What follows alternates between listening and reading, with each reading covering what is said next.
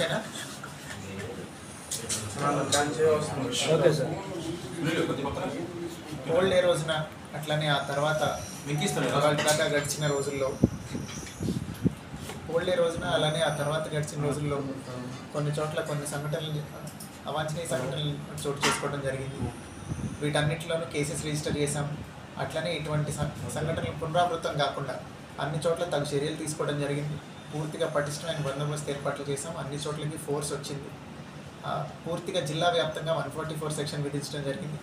ఆ 144 సెక్షన్ని అమలు చేయడంలో కూడా పూర్తిగా చర్యలు తీసుకున్నాము. క్లియర్గా మీరు ఇప్పుడు వస్తుంటే చూసుంటారు.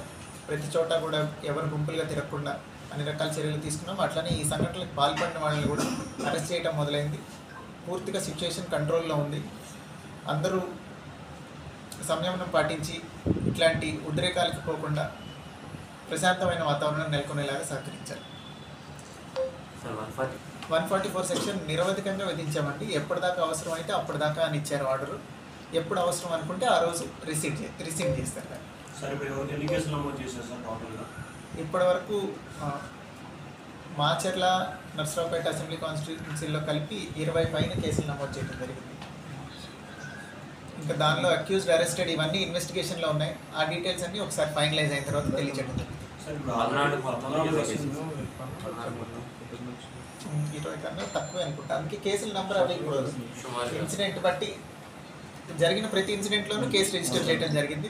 ఆ వివరాలన్నీ ఒకసారి ఇన్వెస్టిగేషన్ ఫైనలైజ్ అయిన తర్వాత మీకు ఇస్తాం.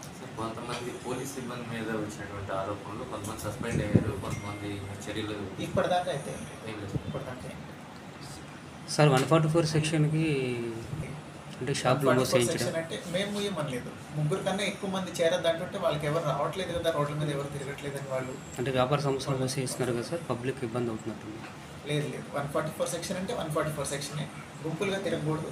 3 అంతకన్నా తక్కువ మంది మాత్రమే ఉండాలి. రోడ్ల మీద అన్నెసరీగా సంచరించకూడదు. ఇది 144 సెక్షన్. అంటే అంటున్నారండి వాళ్ళు మూసేశారు. సత్యపల్లిలో ఎక్కడ మూసారు? అది షాపులు మీయటం అనేది మా పరిధి కాదండి. దానికి నెసరీ ఆర్డర్ ఎవరు ఇచ్చారో వాళ్ళకి